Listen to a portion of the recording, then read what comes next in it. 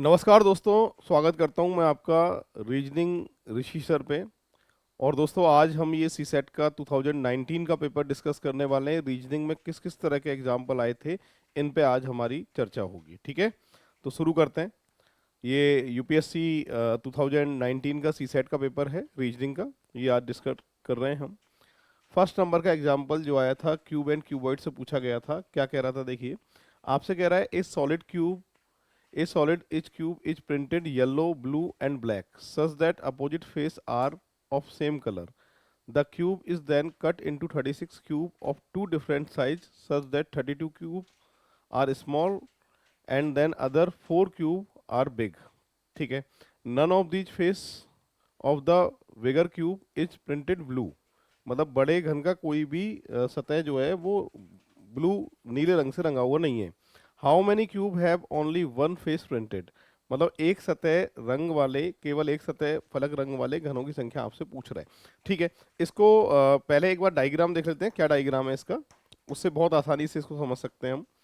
जो कहना चाहता है वो आंखों के सामने मैंने एक क्यूब बनाया आपके सामने। 32 स्मॉलर क्यूब है और 4 बिग है। ठीक है, ये कह रहा है आपसे।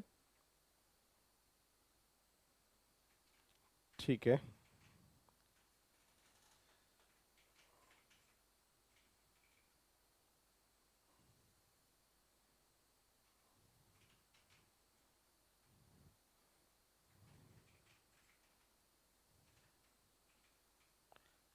डायग्राम से बहुत आसानी से समझा जा सकता है इसको।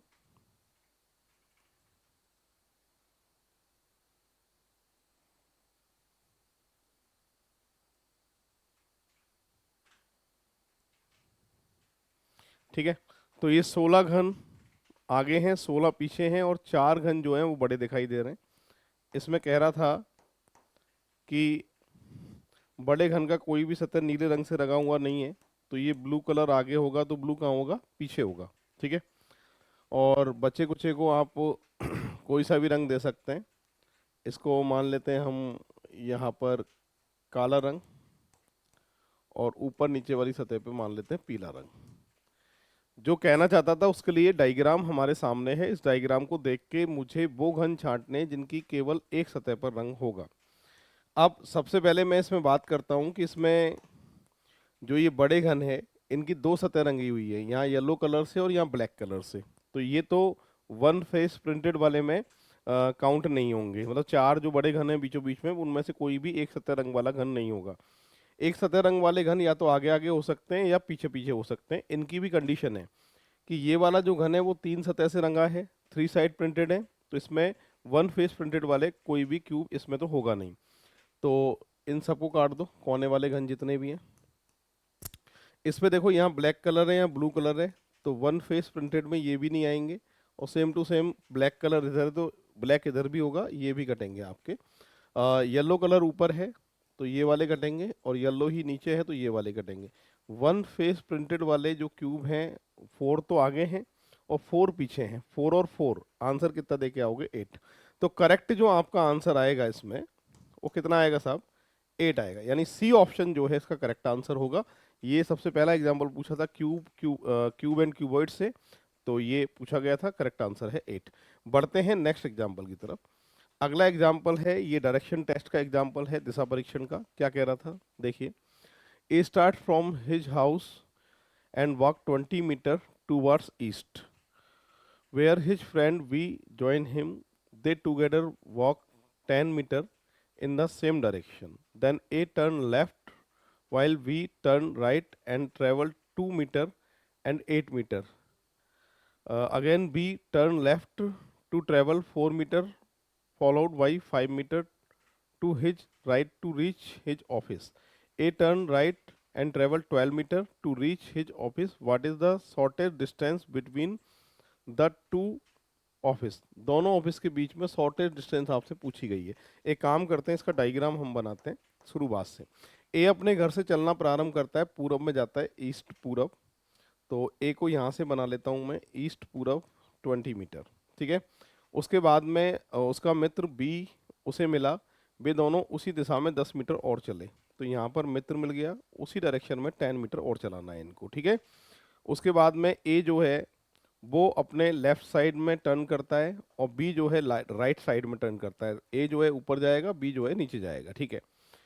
अब वे क्रमशः 2 मीटर और 8 मीटर चले। ओके, ए जो है वो 2 मीटर चलता है और ये जो है वो 8 मीटर चलता है। बी जो है वो अपने बाईं ओर मुड़कर 4 मीटर जाता है, यहाँ से 4 मीटर जाता है, ये बी है। और उसके बाद वह दाहिनी ओर मुड़कर 5 मीटर जाता है, यानी नीचे 5 मीटर, ठीक है। ए जो है वो दाहिनी ओर मुड़कर 12 मीटर जाता है, ए का फेस ऊपर है। तो अच्छा, एक बार फिर से, बी जो है वो अपने दाहिनी ओर 8 चला दिया मैंने, बी अपने बाईं ओर, बी का लेफ्ट इधर होगा 4 मीटर हो गया, और जब फेस इधर है तो राइट जो है वो नीचे होगा 5 मीटर, ये ठीक है। ए अपने राइट टर्न करता है और 12 मीटर चलता है। तो एक काम करते हैं, यहाँ से 12 मीटर मान लेते हैं एक बार, ठीक है। और उसके बाद में कार्यालय पहुंच जाता है और आपसे पूछ रहा है तो दोनों के कार्यालय के बीच की दूरी क्या है। मतलब इस डायग्राम को थोड़ा सा छोटा कर लेते हैं, है ना, तभी ये डायरेक्शन जो है अपन डिस्टेंस जो है बता पाएंगे। तो यहाँ बना लेता हूँ इसको मैं। डायग्राम समझ में तो आ रहा होगा वैसे आपके। ए, ये 20, देन 10, ठीक है, इसको हटाता हूँ। और यहाँ से जो है ये 2 मीटर, देन इसके बाद में 12 मीटर, ठीक है। ये 8 मीटर, देन उसके बाद में 4 मीटर, 4 मीटर, देन उसके बाद में 5 मीटर, ये, ठीक है। आपसे जो डायरेक्शन पूछी गई है, डिस्टेंस जो पूछी है, यहाँ से यहाँ तक की डिस्टेंस आपसे पूछी गई है, इसको सॉल्व करना है मुझे, ठीक है। ये डिस्टेंस जो है वो पता करनी है। इसको पता करने के लिए पूरी क्लास मेरी बात सुनो। एक लाइन आप यहाँ से खींच सकते हैं ऐसे, ठीक है। तो ये 90 डिग्री बन जाएगा। 90 डिग्री के सामने होता है हाइपोटेनियस कर्ण। ये 8 और 2 10 हो गया, और ये 5 है ही, तो मैं कह सकता हूँ 15 तो ये है, और 12 में से 4 माइनस किया तो 8 ये आएगा, ठीक है। तो कैसे सॉल्व कर सकते हैं कि साहब 12 का स्क्वायर प्लस 8 का स्क्वायर अंडर रूट 144 प्लस 64, ठीक है। तो 144, अच्छा ये 12 नहीं है 15 है, ओके।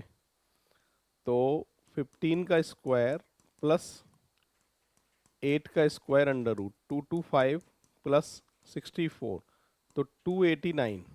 289 कितने का होता है बेटा? 17 का होता है। तो करेक्ट आंसर आएगा 17 मीटर।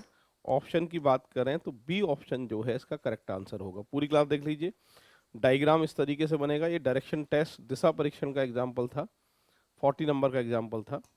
बढ़ते हैं आगे।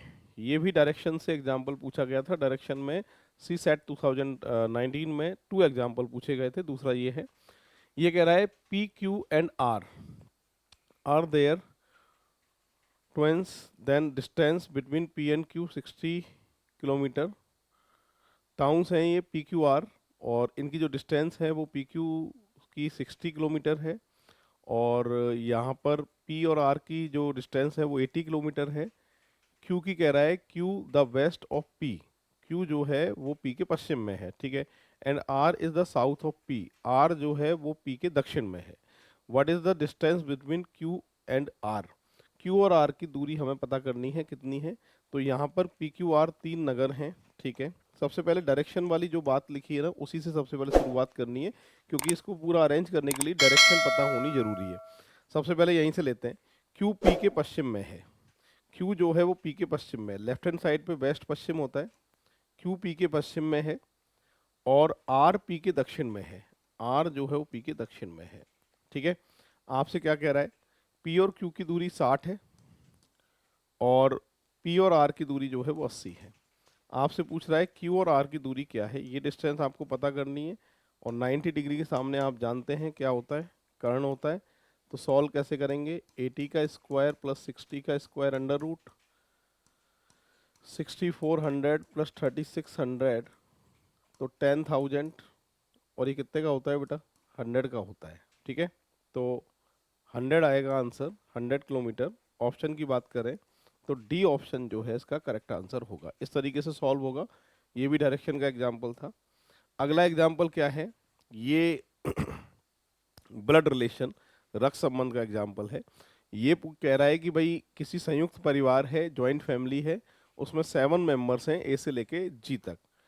और इसमें कंडीशन कह रहा है कि 3 फीमेल हैं। फीमेल कितनी है? 3। जी इज ए विडो, ठीक है, जी जो है विधवा है, and sister in law of D's father, मतलब फादर एफ, डी के पिता एफ की साली या भाभी है, जी विधवा, ठीक है। और बी और डी एक ही माता पिता की संतान है, B and D are siblings, ठीक है। आगे लिखा है एंड ए बी की पुत्री है, ए जो है वो बी की पुत्री है, और सी बी की कजन है, तो ई कौन है? इसमें पजल रिलेशनशिप वाला एग्जाम्पल है, तो जाहिर सी बात है ग्राफ बनाना पड़ेगा आपको, तभी इसका आंसर आ सकता है। तो एक बार हम सॉल्व करके देखते हैं। पूरी क्लास एक बार बोर्ड पे देखिए। सबसे पहले इस संयुक्त परिवार में 7 लोग हैं, 3 महिलाएं हैं, जी विधवा है, डी के पिता एफ की साली या भाभी है। डी के पिता एफ, तो यहाँ डी से शुरुआत करते हैं। डी के पिता एफ प्लस की साली या भाभी है जी विधवा, यानी माइनस। और भाभी विधवा की बात करें तो भाभी पहले रख के देखोगे या साली पहले रख के देखोगे? तो भाभी रख के देखते हैं। अगर भाभी पे सही नहीं होता है तो फिर साली रख के देखते हैं, इसको अपन, है ना, भाभी मान लेते हैं। सिस्टर इन लो मतलब साली भी होता है और भाभी भी होता है, तो हम पहले भाभी मान के देख लेते हैं। आगे लिखा है बी और डी एक ही माता पिता की संतान है, ठीक है, ये दोनों एक ही पीढ़ी के सदस्य हैं। और ए बी की पुत्री है, ए जो है वो बी की पुत्री है, माइनस, ठीक है।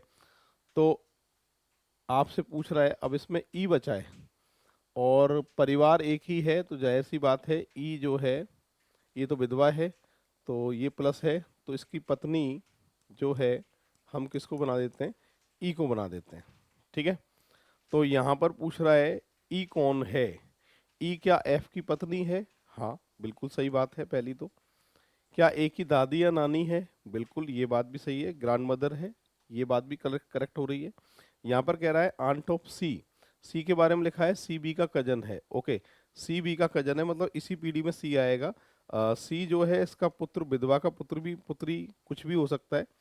और अच्छा फीमेल 3 है, फीमेल 1 2 3, तो सारे के सारे कौन होंगे फिर? ये मेल होंगे, ठीक है, सारे के सारे फिर क्या होंगे?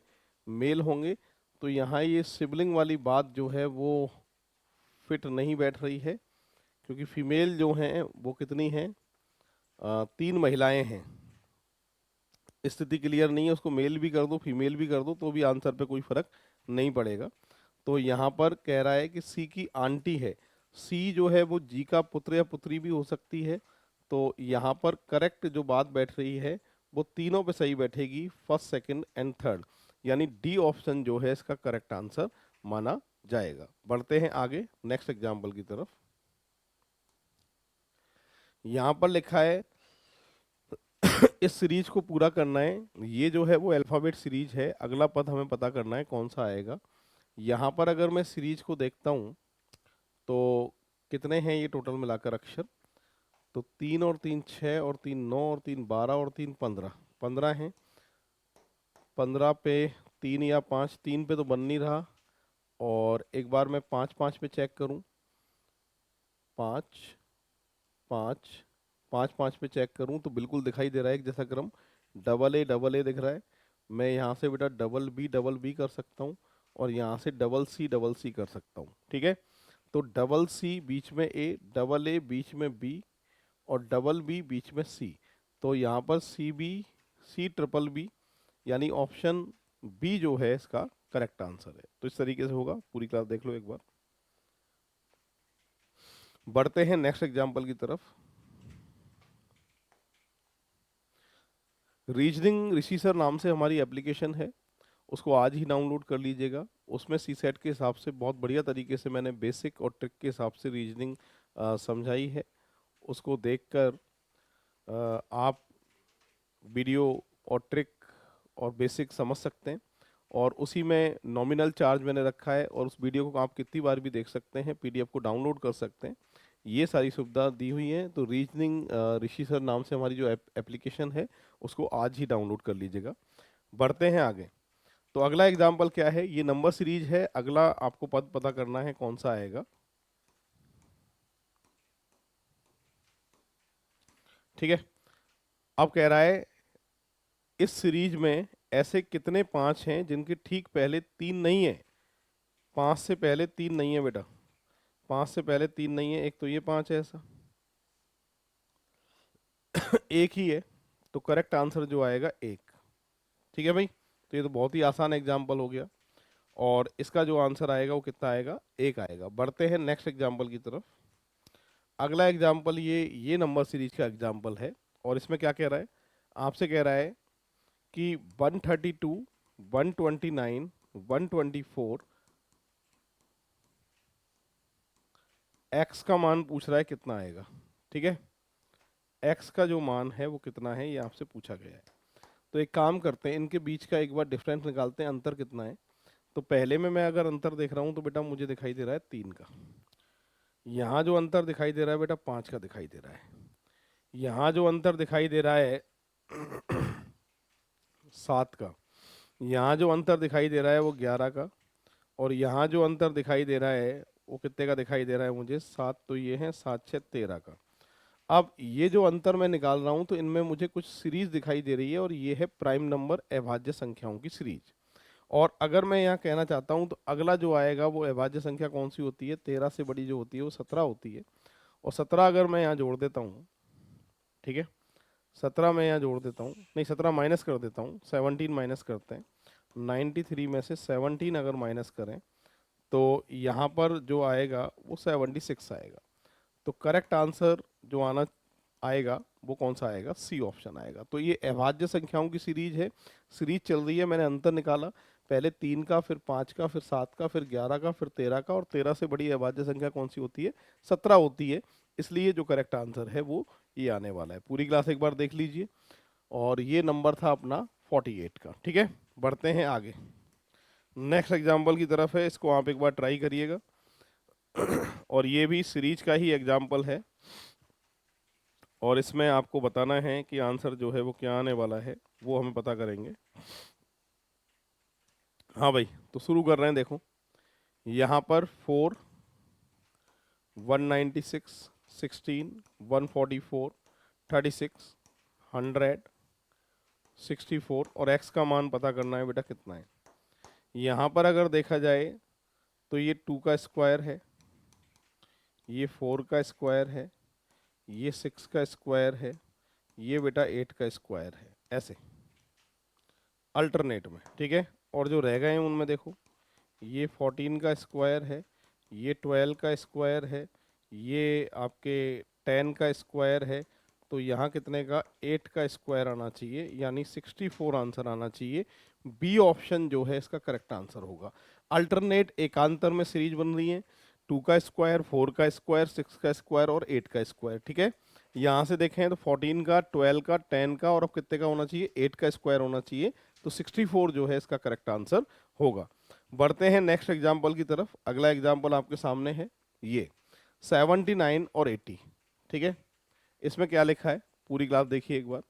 आपसे कह रहा है कि S1 S2 को पढ़िए, उसके बाद वाले प्रश्न के उत्तर दीजिए। S1 के लिए क्या कंडीशन बता रहा है वो एक बार देख लीजिए। सोहन के वजन का दुगना मोहन के वजन या रोहन के वजन से कम है। ओके, तो यहाँ सोहन को S, सोहन के वजन का दुगना, यानी फर्स्ट S1 में क्या कह रहा है कि सोहन के वजन का दुगना, यानी 2 Sohan less than Mohan M और कौन, रोहन R। ठीक है, अब S2 के बारे में क्या कह रहा है, S2 में कह रहा है कि मोहन के वजन का दुगना मोहन के वजन या सोहन के वजन से अधिक है, रोहन के वजन का दुगना। S2 में क्या कंडीशन है, 2 रोहन मोर देन मोहन और सोहन। ठीक है, ये बात हमारे पास लिखी हुई है। अब आपसे क्या पूछ रहा है, अब मुझे देखो फर्स्ट वाले से ये पता चल रहा है कि तीन ही लोग हैं और दो सोहन मोहन और रोहन से कम है, तो सबसे कम वजन यहाँ पर रोहन का है। ये S1 से पता चल रहा है। अच्छा, पूछा क्या क्या है हमसे। पहला प्रश्न पूछा है निम्नलिखित में से कौन सा सही है। मोहन का वजन अधिकतम है। क्या इससे कहीं भी पता चल रहा है कि मोहन का वजन अधिकतम आ रहा है। इस फर्स्ट और सेकंड से हमें पता नहीं चल रहा है कि मोहन का वजन अधिकतम है। ठीक है। और weight of Sohan is greatest, Sohan का वजन अधिकतम है। सोहन का वजन अधिकतम नहीं है, सोहन का वजन तो सबसे कम है। तो ये बात भी हमें पता नहीं चल रही है। तो सेकंड वाला भी क्या है भाई, गलत है। Weight of Rohan is greatest, Rohan का जो वेट है वो अधिकतम है। एक बार चेक कर लेते हैं। रोहन का वेट अधिकतम है, ये भी पता नहीं चल रहा है। ठीक है, क्योंकि 2R है, इसलिए इसमें भी क्लियर नहीं है स्थिति। तीसरा भी जो है वो करेक्ट आंसर नहीं हो सकता है। और आगे लिखा है whose weight is greatest can not be determined, मतलब किसका वजन अधिकतम है ये निर्धारित नहीं किया जा सकता। बिल्कुल, न्यूनतम की स्थिति तो क्लियर है, पर अधिकतम की स्थिति जो है वो क्लियर नहीं है। हम बता नहीं सकते कि किसका वजन अधिकतम है। तो करेक्ट आंसर इसमें आएगा डी ऑप्शन। नेक्स्ट एग्जाम्पल क्या पूछा था इसमें, which one of the following statement is correct, इनमें से कौन सा एक स्टेटमेंट करेक्ट है। Weight of Mohan is least, मतलब मोहन का वजन न्यूनतम है। मोहन का वजन न्यूनतम है, क्या कहीं भी इस में S1 S2 में क्लियर हो रहा था कि मोहन का वजन न्यूनतम है। आपको सोहन का वजन न्यूनतम है ये बात तो क्लियर हो रही है, पर मोहन का वजन न्यूनतम है ये क्लियर नहीं है। तो पहला वाला गलत है। Weight of Sohan is least, Sohan का वजन न्यूनतम है। बिल्कुल S1 से ये स्थिति क्लियर हो रही थी। Weight of Rohan is least, Rohan का वजन न्यूनतम है, ये भी क्लियर नहीं है, निर्धारित नहीं कर सकते, ये भी गलत है। तो करेक्ट आंसर आएगा बी ऑप्शन, सोहन का वजन इसमें सबसे न्यूनतम है, सबसे कम है। ठीक है, बढ़ते हैं नेक्स्ट एग्जाम्पल की तरफ। अगला एग्जाम्पल आ रहा है, ये 26 नंबर का एग्जाम्पल है आपके सामने, और इसको एक बार सॉल्व करते हैं। तो दोस्तों ये एग्जाम्पल है 26 नंबर का। क्या कह रहा है, शुरू करते हैं। आपसे कह रहा है किसी क्लब के सभी सदस्य मुंबई गए और एक होटल में रुके। पहले दिन 80% खरीदारी के लिए गए, 50% पर्यटन के लिए गए। ठीक है, माना व्यक्ति कितने मान लेते हैं अपन, 100 मान लेते हैं। ठीक है, माना व्यक्ति कितने हैं, 100। ठीक है, ये मान लिया मैंने।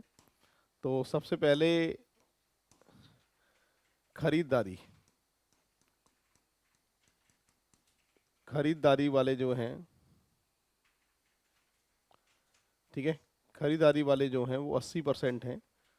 तो 100 का 80/100 तो बराबर कितने हैं, 80 है।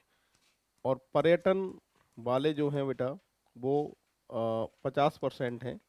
100 का 50/100 बराबर 50। ठीक है, और जबकि 10 होटल में विश्राम किए हैं, विश्राम वाले जो हैं वो कितने हैं, 10 हैं। तो एक काम करते हैं, अ, ये सीधे सीधे 10 हैं। अब मैं आपसे ये पूछता हूँ कि वो लोग अब जो विश्राम कर रहे हैं वो ना तो खरीदारी करने जाएंगे और ना ही साइट सीन देखने जाएंगे। ठीक है, पर्यटन वाले में नहीं आएंगे। तो आपसे पूछ रहा हूं मैं कि खरीदारी और पर्यटन वाले व्यक्ति निकालने हैं, तो 100 में से 10 घटाऊंगा तो 90 ऐसे हैं जो खरीदारी और पर्यटन वाले हैं। ठीक है, तो यहाँ पर 90 ऐसे हैं, और ये खरीदारी वाले 80, और ये कितने हैं, 50। तो 130 में से 90 घटाएंगे तो 40 कॉमन है, जो खरीदारी और पर्यटन दोनों, साइट सीन और शॉपिंग दोनों करते हैं, ये 40 हैं। ठीक है, तो अब मुझे निकालना है इसमें सबसे पहले कि हकीकत में केवल खरीदारी कितने करते हैं। कॉमन वालों को हटा दीजिए, तो 80 में से 40 माइनस करूंगा, खरीदारी हकीकत में 40 करते हैं। पर्यटन वाले निकालने के घूमते कितने, साइट सीन कितने करते हैं, तो साइट सीन कितने थे बेटा 50 थे, माइनस 40 कर दो कॉमन वाले, तो 10 जो है वो साइट सीन करते हैं। ठीक है, अब प्रश्न मुझसे क्या पूछ रहा है वो उस पर हम डिस्कस करेंगे। हमसे पूछ रहा है 40% सदस्य खरीदारी के साथ साथ पर्यटन देखने के लिए भी गए हैं। बिल्कुल, खरीदारी के साथ में पर्यटन देखने भी गए हैं, ये 40% है, ये बात बिल्कुल सही है। 20% सदस्य केवल खरीदारी के लिए गए हैं, 20% केवल खरीदारी के लिए गए हैं, ये गलत है। 40% गए हैं केवल खरीदारी के लिए, इसलिए ये बात गलत है। तो मैं यहाँ कह सकता हूँ only first statement is true, केवल फर्स्ट जो निष्कर्ष है वो बिल्कुल, वो कथन है वो बिल्कुल सही है। तो एक बार देख लीजिए, इस तरीके से सॉल्व होगा। 26 नंबर का एग्जाम्पल था। तो दोस्तों ये अगला एग्जाम्पल है आपके सामने 27 नंबर का है। कह रहा है किसी विद्यालय में 60% विद्यार्थी क्रिकेट खेलते हैं। ठीक है, 60% विद्यार्थी जो हैं वो क्रिकेट खेलते हैं। तो क्रिकेट खेलने वाले कितने हैं, 60% हैं। ठीक है, जो विद्यार्थी क्रिकेट नहीं खेलता वह फुटबॉल खेलता है। क्रिकेट नहीं खेलता है, वो फुटबॉल खेलता है। फुटबॉल वाले यहाँ मान लेता हूँ मैं। ठीक है, फुटबॉल खेलता है और वह, हर फुटबॉल खिलाड़ी के पास दोपहिया वाहन है, टू व्हीलर। ठीक है, अब क्या पूछ रहा है आपसे, इसी में क्या पूछना चाहता है वो देख लेते हैं एक बार। आपसे कह रहा है 60% विद्यार्थियों के पास दोपहिया वाहन नहीं है। अब भाई ये क्लियर कहाँ हो रहा है कि दोपहिया वाहन नहीं है, ये क्लियर नहीं हो रहा है। भाई क्या लिखा है, 60% क्रिकेट खेलते हैं, जो विद्यार्थी क्रिकेट नहीं खेलता है वह फुटबॉल खेलता है। क्रिकेट जो नहीं खेलता है फुटबॉल खेलता है। ठीक है, और एक दोपहिया वाहन है, हर फुटबॉल खिलाड़ी के पास एक दोपहिया वाहन है। ठीक है, 60% विद्यार्थियों के पास दोपहिया वाहन नहीं है, दोपहिया वाहन नहीं है 60% के पास। ये स्थिति क्लियर नहीं हो रही है भाई, क्योंकि इसमें जानकारी नहीं है, और जानकारी नहीं है तो मैं कह नहीं सकता हूँ कि 60% के पास में दोपहिया वाहन नहीं है, क्योंकि पूरी जानकारी है नहीं है कि कितने फुटबॉल खेलते हैं और कितने कॉमन भी हो सकते हैं इसमें। तो ये क्लियर नहीं है पहला। तो दूसरा पढ़ लेते हैं। क्रिकेट खिलाड़ी फुटबॉल नहीं खेलते, ये तो वही है। सेकंड, किसी भी क्रिकेट खिलाड़ी के पास दोपहिया वाहन नहीं है, तो ये भी क्लियर नहीं है। सेकंड की स्थिति भी क्लियर नहीं है, इसके बारे में भी हम कुछ कह नहीं सकते, क्योंकि प्रश्न में स्थिति ही क्लियर नहीं है, और स्थिति क्लियर नहीं है तो हम अपने बारे में से मन से कुछ नहीं कह सकते। क्रिकेट खिलाड़ी फुटबॉल नहीं खेलते हैं, क्रिकेट खिलाड़ी फुटबॉल नहीं खेलते हैं, क्या लिखा था कि हर फुटबॉल खिलाड़ी के पास दोपहिया वाहन है, और जो विद्यार्थी क्रिकेट नहीं खेलता है वह फुटबॉल खेलता है। तो बेटा सभी की बात थोड़ा ना है, 60% ही तो नहीं खेलते हैं, बच्चे कुछ खेल सकते हैं। तो इसकी भी जानकारी अपने पास नहीं है। तो यहाँ पर तीनों जो हैं कौन सा निष्कर्ष नहीं निकाल सकते, तो हम तीनों ही निष्कर्ष नहीं निकाल सकते। करेक्ट आंसर आप देके आएंगे डी ऑप्शन। इसमें पूरे में स्थिति क्लियर इसकी नहीं है। बढ़ते हैं आगे नेक्स्ट एग्जाम्पल की तरफ। अगला एग्जाम्पल है, इसमें क्या पूछ रहा है इसको भी देख लेते हैं। यहाँ पर कह रहा है किसी समूह में 15 व्यक्ति हैं, कुल व्यक्तियों की संख्या जो दे रखी है वो 15 है। ठीक है, और इसमें 7 तो फ्रेंच वाले हैं, और अंग्रेजी वाले कितने बेटा, अंग्रेजी वाले हैं 8। तीन दोनों भाषाओं में से कोई भी नहीं पढ़ते हैं, तो ठीक है। पढ़ने वाले कितने, 12। आपसे पूछ रहा है उन व्यक्तियों की संख्या जो केवल एक भाषा पढ़ सकते हैं।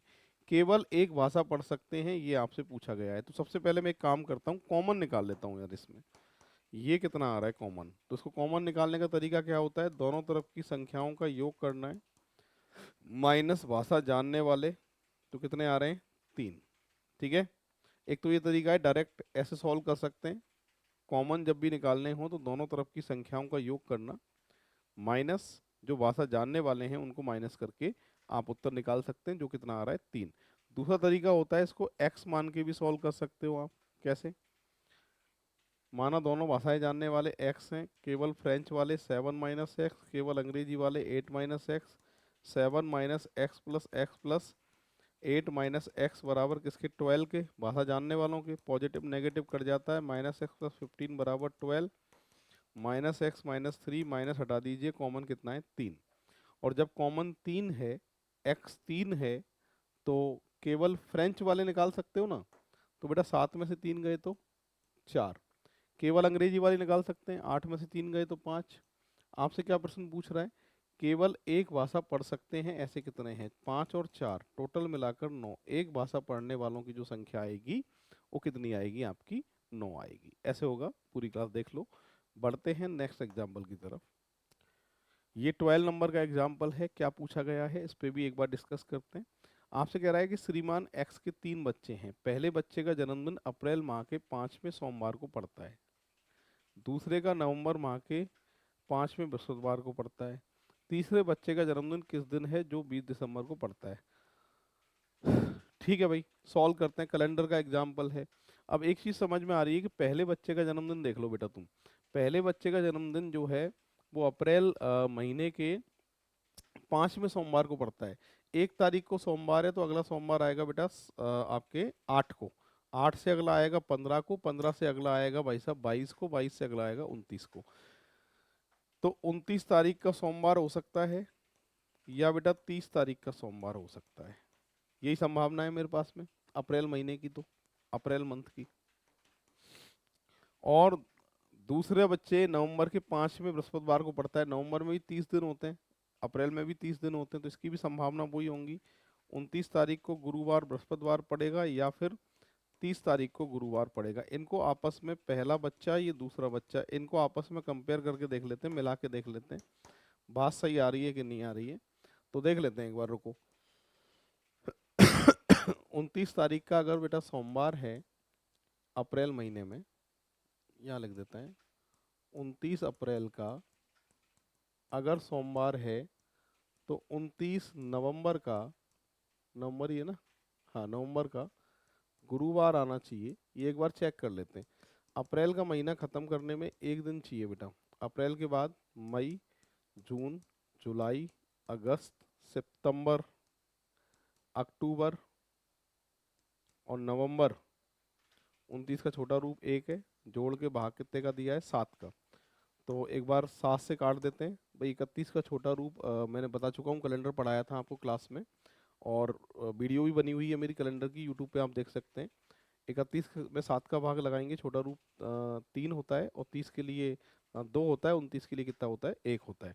तो यहाँ पर देखो 7 से काट रहा हूँ, 3 6 9 12 और 2 14, ये खत्म हो गया, 4 बचेगा शेष फल। सोमवार से 4 दिन, ये तो शुक्रवार आ रहा है, गुरुवार नहीं आ रहा है, तो मतलब 29 पे बात सही नहीं बैठ रही है ना। 29 पे बात सही नहीं बैठ रही है, तो एक काम करो, इसको बेटा 30 कर लो एक बार।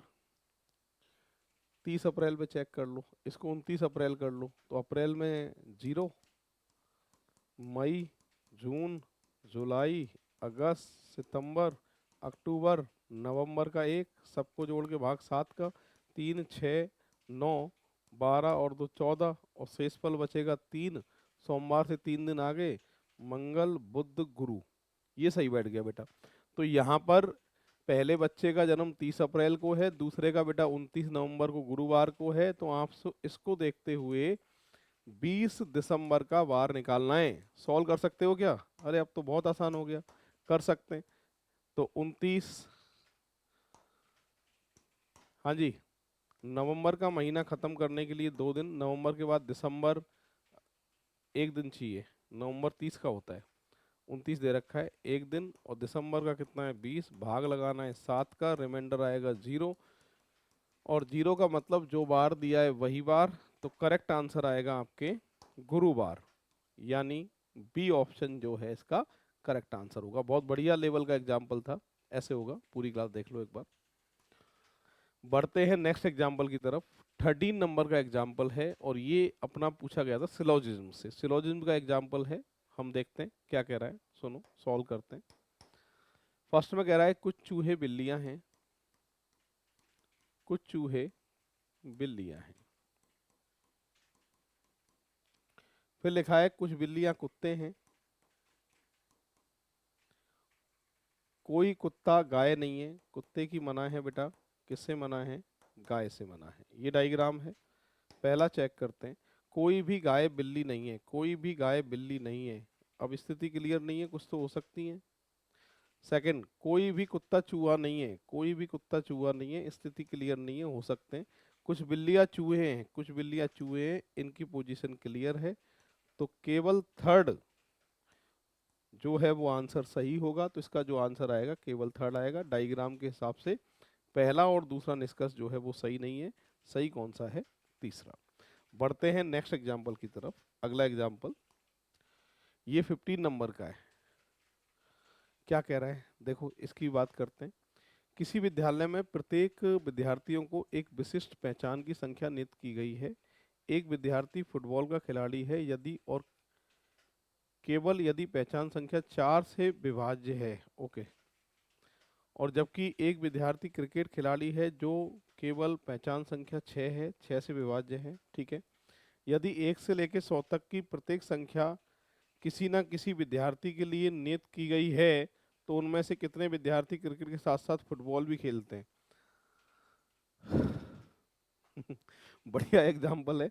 तो इसमें करना क्या है, सुनो भाई, यहाँ पर 4 भी आना चाहिए, 6 से विभाजित भी होना चाहिए। तो 6 का पहाड़ा लिख लेते हैं पूरा, क्योंकि 6 वाले में भाई दोनों का भाग जाना चाहिए, 6 का भी जाना चाहिए, 4 का भी जाना चाहिए, है ना।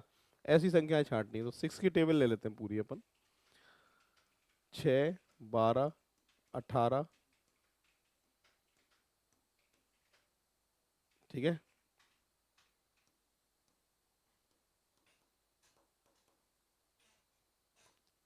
6 की टेबल तो ये हो गई, पर हमें बेटा 100 तक नंबर लेने। 60 तो ये हो गए। 60 के बाद 66 आएगा, 72 आएगा, 72 के बाद 78 आएगा, 8, 6, 84 आएगा। 84 में बेटा 6 जोड़े तो 90 आएगा, और 90 में 6 जोड़े तो 96 आएगा, और कोई आएगा ही नहीं। ठीक है। अब इनमें से वो संख्याएं छांटनी है जिनमें 6 का भाग भी जाए और 4 का भी जाए। तो 6 का भाग तो इन सब में जा रहा है जो मैंने नंबर लिखे हैं, 4 का भाग देखना है बस आपको। तो 4 का भाग बेटा एक तो इसमें जाता है, एक इसमें जाता है, एक इसमें जाता है, एक इसमें जाता है, एक इसमें जाता है, इनमें जाता ही नहीं है, छोड़ रहा हूँ जो, है ना। एक बेटा इसमें जाता है, एक इसमें जाता है, एक इसमें जाता है। कितने नंबर हैं ऐसे? 1, 2, 3, 4, 5, 6, 7, 8। करेक्ट आंसर 8 आएगा इसका भाई। बी ऑप्शन जो है इसका करेक्ट आंसर होगा। इस तरीके से सॉल्व होगा। ठीक है। आपसे पूछ क्या रहा था, कितने विद्यार्थी क्रिकेट के साथ साथ फुटबॉल भी खेलते हैं। मतलब वो संख्या लेनी है 1 से लेकर 100 तक में जिनमें 4 का भी भाग जाए और 6 का भी भाग जाए। तो जाहिर सी बात है 6 की टेबल ले लीजिए। फोर्थ डिविजन वाले नंबर देखने हैं, वो ये हैं, और टोटल मिलाकर कितने हैं? ये 8 है। बढ़ते हैं आगे। ये 18 नंबर का एग्जाम्पल है। पूरी क्लास पढ़िए, क्या कह रहा है सुनो। आपसे कह रहा है बेटा वर्ष 2002 में मीनू की उम्र मीरा की उम्र की 1/3 थी।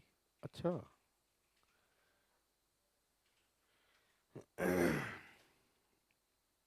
मीनू की उम्र मीरा की उम्र की 1/3 थी। ठीक है। जबकि 2010 में मीनू की उम्र मीरा की उम्र की आधी थी। अच्छा। मीनू का जन्म कब हुआ है? ऑप्शन पे ले लो यार। ठीक है। ऑप्शन पे ले लो। ऑप्शन पे कैसे लोगे? 2002 से 1992 माइनस करो। ठीक है। तो 2 में से 92 घटाएंगे तो कितने? 10 साल आएंगे। ठीक है। 10 साल। मीनू की उम्र मीरा की उम्र की 1/3 है। मतलब मीरा 10 साल आ रहा है ना। मीरा जब 30 की होगी तो बेटा मीनू कितने की होगी? मीनू 10 की होगी, 1/3। जबकि 2010 में मीनू 2002 से 2010 का मतलब 8 साल और जुड़ेंगे यहाँ। यहाँ 8 साल जुड़ेंगे, यहाँ 18 हो जाएगी, और यहाँ 38 हो जाएगी। तो आधी वाला खेल बैठ रहा है क्या इसमें? आधी है क्या? नहीं, ये तो गलत बैठ रहा है। ऑप्शन है, ऑप्शन बी पे 1994 की देखता हूँ तो 8 साल है। तो ये तो मीरा है एक तो इनमें से, और एक कौन है? मीनू है बेटा। तो मीरा की उम्र अगर 8 या 24 साल है, तो मीनू की कितनी है? 8 साल है। तो यहाँ पर आपसे कह रहा है कि 2010 का मतलब 8 साल यहाँ जोड़ो, 8 यहाँ जोड़ो, 16 साल इसकी उम्र है, तो इसकी 32 हो गई। और ये दुगनी वाली बात जो है वो कंडीशन पूरी बैठ रही है। तो बी ऑप्शन, मैं कह सकता हूँ कि बी ऑप्शन पे जो है वो बात बिल्कुल करेक्ट बैठेगी। ये करेक्ट आंसर है आपके, बी ऑप्शन। बढ़ते हैं नेक्स्ट एग्जाम्पल की तरफ। अगला एग्जाम्पल आगे बढ़ रहे हैं। ये 20 नंबर का एग्जाम्पल है। क्या पूछ रहा है, शुरू करते हैं। यहाँ पर कह रहा है कि किसी सम्मेलन में कुल 100 प्रतियोगी हैं। ठीक है। कुल जो संख्या दे रखी है वो बेटा 100 दे रखी है। ठीक है। आपसे कह रहा है 70 भारतीय हैं। लो बेटा, भारतीय जो हैं वो कितने हैं, 70 हैं, ठीक है। तो 70 भारतीय हैं, तो बेटा विदेशी कितने होंगे आप बता दो कि साहब विदेशी जो होंगे वो 100 माइनस 70 बराबर 30 होंगे। बिल्कुल क्लियर कह रहे हो आप। उसमें से कह रहा है बेटा प्रतियोगी में 60 शाकाहारी हैं, ठीक है। शाकाहारी जो हैं वो 60 हैं, तो बेटा मांसाहारी कितने हो जाएंगे, 100 टोटल व्यक्ति थे, 60 शाकाहारी थे, मांसाहारी साहब 40 होंगे। सही है। अब आपसे पूछ रहा है निम्नलिखित में से कौन सा कथन सही है। कम से कम 30 भारतीय प्रतियोगी शाकाहारी हैं। शाकाहारी 30 हैं भारतीयों में से। मैं मान लेता हूँ 30 विदेशी मांसाहारी हैं, मान लेता हूँ। और मांसाहारी जो है 30 हैं। अच्छा, पर शाकाहारी की बात कर रहा है। तो अगर मैं मान लेता हूँ यहाँ पर शाकाहारी जो है वो कितने, 60 हैं। 60 में से 30 को अगर हटा दूं तो 40। तो कम से कम 30 भारतीय तो ऐसे होंगे ही होंगे जो शाकाहारी हैं। बिल्कुल ये बात करेक्ट बैठ रही है। कैसे, दोबारा सुनो फिर से।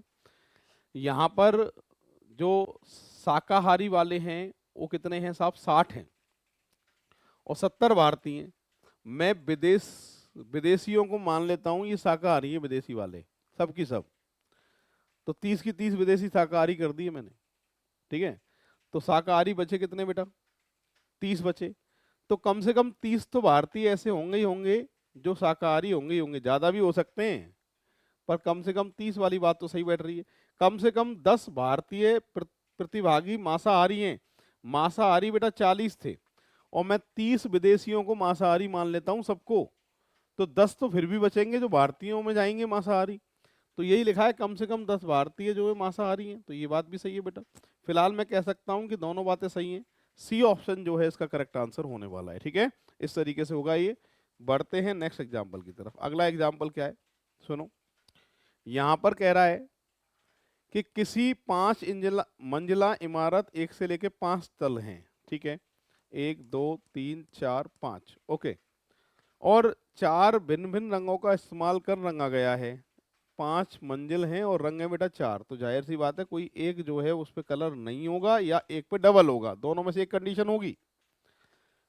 और अच्छा, 4 भिन्न रंगों का इस्तेमाल किया गया है तो डबल वाला ही सिस्टम बैठेगा इसमें, इस्तेमाल किया गया है तो। बीच के 3 तल जो हैं भिन्न रंगों के हैं, मतलब 3 तल जो है ना बीच के, उन पे अलग अलग रंग है। मान लेता हूं, अभी ले ही लेते हैं। इस पे बेटा रेड है, नहीं पिंक है, इस पे ग्रीन है और इस पे बेटा येलो है। भिन्न भिन्न रंग कर दिए मैंने, दे नहीं रखा तो मैं मान लिए, ठीक है। तो एक तल को रंगने में सिर्फ एक ही रंग का इस्तेमाल किया गया है। एक तल को रंगने में सिर्फ एक ही रंग का इस्तेमाल किया गया है, ठीक है।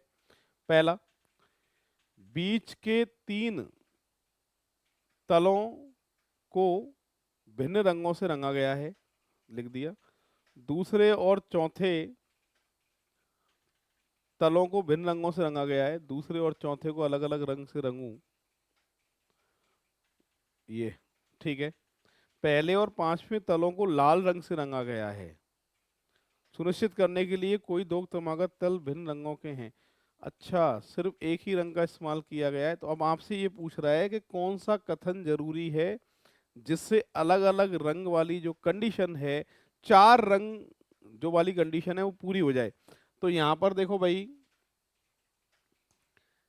कौन सी जानकारी चाहिए जिससे ये लिखी हुई बात पूरी हो जाए। क्या कह रहा है, 1 से लेके 5 तक के तल हैं, 4 भिन्न रंगों को इस्तेमाल करें और तल को सिर्फ एक रंग से रंगना है। तो कौन सी जानकारी जरूरी है। अकेले एक से तो काम चलेगा नहीं बेटा, क्योंकि 2 ऊपर नीचे वाले तल बचेंगे। और सेकंड, अकेले से भी काम नहीं चलेगा। केवल थर्ड से देखो, फर्स्ट और फिफ्थ पे अगर मैं लाल रंग लिख दूं, फर्स्ट और फिफ्थ पे लाल रंग लिख दूं, तो बीच के जो तल हैं उन पे, क्योंकि टोटल 4 रंग इस्तेमाल करने, 4 में से 2 की स्थिति क्लियर कर दी है कि बेटा इस पे लाल होना चाहिए और इस पे लाल होना चाहिए। तो जाहिर सी बात है 4 रंग करने, तो एक रंग की जानकारी दे रखी है, जो बचे उन पे 3 अलग अलग रंग ही होंगे, तो लिखने की कोई जरूरत नहीं है। तो मैं कह सकता हूं कि केवल थर्ड जो है उत्तर देने के लिए पर्याप्त है। ऑप्शन की बात करें, केवल थर्ड कथन पर्याप्त है, ऐसा बी ऑप्शन में लिखा है, इसलिए करेक्ट आंसर आप देके आएंगे बी ऑप्शन। इस तरीके से होगा। पूरी क्लास देख लीजिए एक बार। तो दोस्तों ये 35 नंबर का एग्जाम्पल है, इसकी तरफ आगे बढ़ रहे हैं। क्या लिखा है पूरी क्लास पढ़िए। सीता और गीता प्रत्येक दूसरे दिन और प्रत्येक तीसरे दिनों के अंतराल के बाद में तैराकी के लिए जाती हैं। 1 जनवरी को वो दोनों एक साथ तैराकी के लिए गईं। तो आपसे पूछ रहा है वो अगली बार कब एक साथ जाएंगी। तो यहाँ पर 1 तारीख को साथ साथ जाती है, अगली किस तारीख को वो साथ साथ जाएंगी, ये प्रश्न है। तो मेरे पास 7 जनवरी, 8 जनवरी, 12 जनवरी, 13 जनवरी, हाईएस्ट ऑप्शन 13 जनवरी है। तो मैं एक काम करता हूँ, 1 से लेके 13 तक के नंबर लिख लेता हूँ।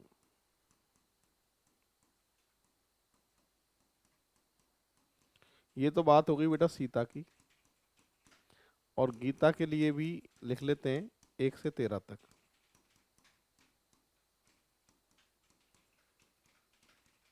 ठीक है, हाईएस्ट ऑप्शन 13 है, इसलिए 13 लिख रहे हैं। कौन सी तारीख को साथ जा रही है बेटा? 1 तारीख को साथ जा रही है। ठीक है, दूसरे दिन फिर 4 को जाएगी, फिर 7 को जाएगी, फिर 10 को जाएगी, फिर 13 को जाएगी। गीता जो है वो पहली तारीख को जा रही थी, तीसरे दिन फिर 5 को जाएगी, फिर 3 दिन फिर 9 को जाएगी, फिर 3 दिन 13 को जाएगी। अब कौन सी डेट कॉमन हो रही है वो देख लो। 1 तारीख को साथ साथ जा रही थी, दोबारा से एक साथ कब जाएंगी वो मुझे पता करना है। तो यहाँ पर एक के बाद में कॉमन जो आ रहा है वो 13 आ रहा है, तो 13 तारीख को जो है वो साथ साथ फिर से जाएंगी। ऐसे होगा। पूरी क्लास देख लीजिए। ये नंबर है 49। ये क्लॉक का एग्जाम्पल था। क्या पूछ रहा है पढ़िए। दीवार घड़ी 24 घंटे में 10 मिनट तेज हो जाती है। सोमवार को पूर्वाह्न 8 बजे, मतलब 8 AM। तो सोमवार 8 AM। ठीक है, सोमवार को 8 AM समय के लिए सही किया गया था। यह घड़ी बुधवार को अपराह्न, मतलब PM 6 PM पे क्या समय दिखाएगी? 24 घंटे में 10 मिनट तेज हो रही है। ठीक है, सोमवार की सुबह के 8। तो बेटा बुधवार की सुबह के पहले 8 देखो। बुधवार की सुबह के 8, 2 दिन हो गए। उसके बाद में बुधवार की शाम के 6 बजेंगे। सही कह रहा हूँ, PM वो भी। तो सुनो, 2 दिन, सोम के बाद मंगल, मंगल के बाद बुध, बुध मतलब 48 घंटे तो ये हो गए। और 8 से रात के 8 में 12 घंटे होते हैं, तो 10 घंटे ये हो गए। टोटल मिलाकर 58 घंटे हो गए बेटा, 58 घंटे। ठीक है, तो सही समय क्या होगा ये आपसे पूछा गया है। 10 मिनट तेज होती है, तो 10 मिनट तेज होगी तो बेटा 20 मिनट तो यहाँ तेज हो गई। और 10 घंटे के लिए कैलकुलेशन निकाल देंगे। 24 घंटे में 10 मिनट तेज होती है, तो 1 घंटे में 10/24। और 10 घंटे के लिए 10/24 × 10। सही है, तो 100 में 24, आपके 4 बार, लगभग 4 मिनट, यानी 24 मिनट लगभग। 24 मिनट घटा दो 6 बजे में से, और 24 मिनट जब बेटा घटाएंगे 6 बजे में से, लगभग वाला समय ले रहे हैं हम। 6 बजे में से जब 24 मिनट घटाएंगे तो 5:36 मिनट। अरे सही है, 24 घटाने पर तो ये समय आएगा। ऑप्शन की बात करें तो अपराह्न 5:36, ये करेक्ट आंसर होगा ए ऑप्शन। पूरी क्लास देख लीजिए, इस तरीके से सॉल्व हुआ है। करेक्ट आंसर इसका आएगा ये। तो अगला एग्जाम्पल की तरफ हम आगे बढ़ने वाले हैं। अगला एग्जाम्पल आपके सामने आ रहा है। तो यहाँ पर ये जो ऑप्शन है इंग्लिश में, ये 36 है। ठीक है, तो ए ऑप्शन करेक्ट आंसर था इसका। बढ़ते हैं आगे। ये एग्जाम्पल है, पूरी क्लास देखिए क्या लिख रहा है। आपसे कह रहा है कि कोई भी मुद्रक किसी पुस्तक के पृष्ठ 1 से प्रारंभ करते हुए पृष्ठ संख्या डालता है और कुल मिलाकर 3089 अंक का प्रयोग में लाता है। इस पुस्तक में कितने पृष्ठ हैं, ये प्रश्न आपसे पूछा गया है। इसको सॉल्व करने का क्या तरीका है वो हम एक बार देखते हैं। तो यहाँ पर सबसे पहले अगर हम बात करें, तो ये जितने भी ऑप्शन दे रखे हैं 1000 पृष्ठ के आसपास दे रखे हैं, और अंकों की संख्या टोटल मिलाकर इतनी है। तो देखो गिनती अगर मैं लिखता हूँ तो 1, 2, 3, 8, 9, 10, 11, 99, 99 के बाद बेटा 100, 101, 999। ठीक है, 999 के बाद फिर 1000 स्टार्ट होता है। तो यहां तक सबसे पहले ये देखते हैं कि सिंगल डिजिट की जो संख्या है एक अंक वाली, वो कितनी आती है बेटा? 9 आती हैं, 1 से लेकर 9 तक में। डबल अंक वाली 99 तक 10 से शुरू करते हुए 2 अंक वाली जो संख्या है वो कितनी आती है बेटा? 90 आती हैं। 3 अंक वाली जो संख्या है यानी 101 से लेकर 101 से लेकर और कितने तक? 999 तक 3 अंक वाली जो संख्या है ये आती है बेटा 900। अब इसमें आपसे बात कर रहा है, एक ही अंक है इसलिए टोटल 9 आएगा, इसमें अंक 2 हैं 180 आएगा, और इसमें अंक बेटा 3 है इसलिए 2700 आएगा। इन सभी का एक बार हम टोटल कर लेते हैं, टोटल कितना आता है।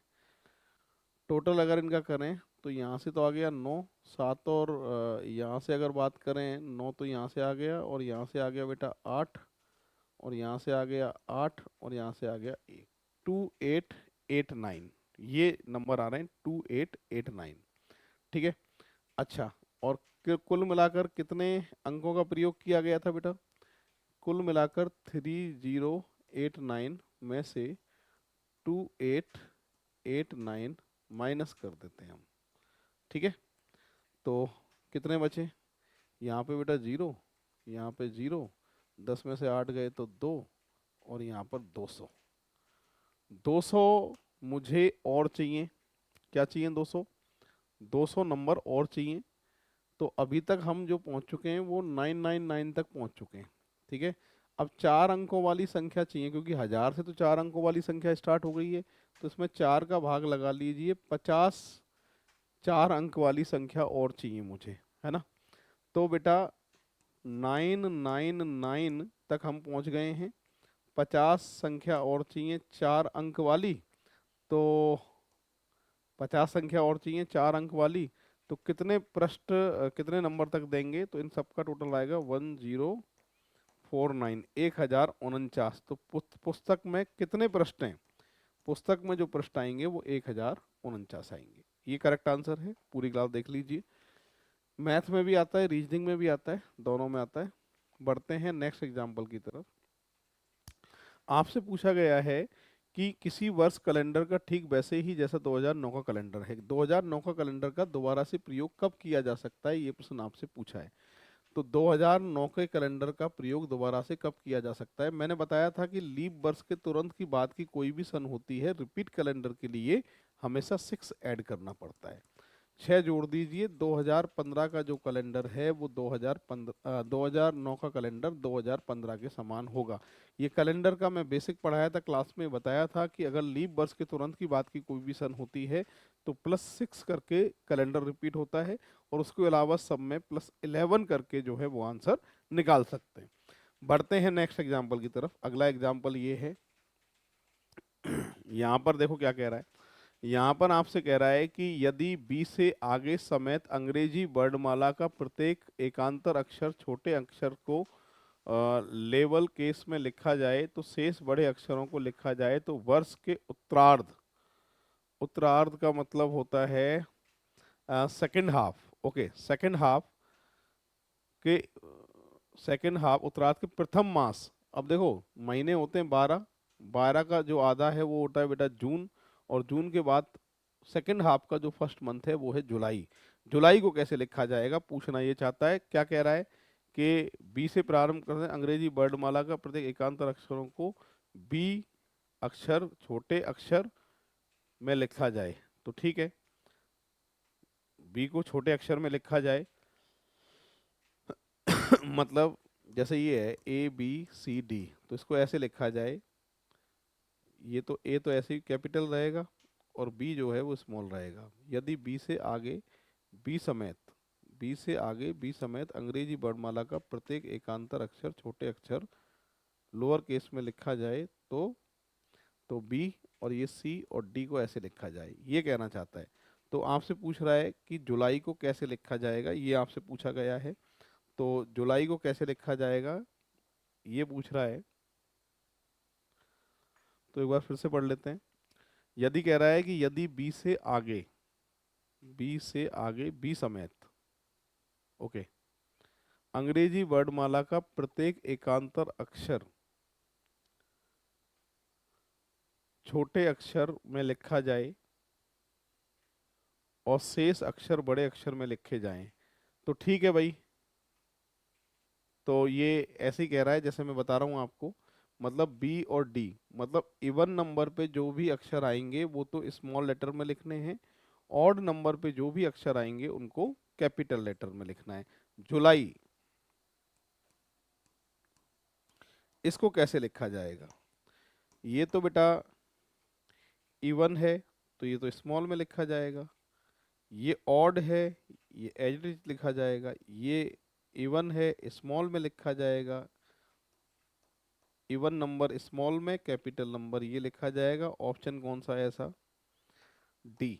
तो करेक्ट आंसर डी आएगा। कहना ये चाहता था कि बी से प्रारंभ करते हुए अंग्रेजी वर्णमाला के सारे अक्षर लिख दो, और जो B D F even number पे जो अक्षर हैं वो छोटे अक्षर में लिखने हैं, ऑड नंबर पे जो अक्षर हैं ए सी ई वो बड़े अक्षर में लिखने हैं। आपसे कह रहा था कि 12 महीनों का सेकंड हाफ का प्रथम महीना, तो आधे 6 जून, प्रथम मंथ जुलाई होगा सेकंड हाफ का, उसको कैसे लिखा जाएगा? तो उसको ऐसे लिखा जाएगा। D option correct answer. बढ़ते हैं दोस्तों नेक्स्ट एग्जाम्पल की तरफ। ये लिखा है कि डॉलर को कह रहा है विभाजित, एट द रेट को कह रहा है गुणित, हैश को कह रहा है घटाना, बोर्ड मास के नियम के अनुसार इसको सॉल्व करना है। तो ठीक है, 10, हैश का मतलब कह रहा है -5, एट द रेट का अर्थ है बेटा मल्टीप्लाई 1, और डॉलर का मतलब दे रखा है डिवाइड 5। कैसे लिख सकते हैं? 10 - 5 मल्टीप्लाई 1/5, 5 से 5 माइनस, 10 में से 1 माइनस किया, आंसर आएगा 9। करेक्ट आंसर जो दे के आओगे वो कौन सा ऑप्शन होगा? 9 होगा। पूरी क्लास देख लो एक बार, इस तरीके से हुआ है। तो दोस्तों ये 2019 का पूरा कंप्लीट पेपर मैंने रीजनिंग में जितने भी एग्जाम्पल आए थे वो सारे के सारे करा दिए हैं, और अब मैं अगले पेपर के साथ में बहुत जल्दी ही हाजिर होऊंगा आपके साथ में। जिन्होंने चैनल को सब्सक्राइब नहीं कर रखा है, चैनल को सब्सक्राइब कर लीजिए और वीडियो को लाइक कर दीजिए, ज़्यादा से ज़्यादा शेयर कर दीजिए। मिलते हैं नेक्स्ट क्लास में। जय हिंद, जय भारत, राम राम साहब।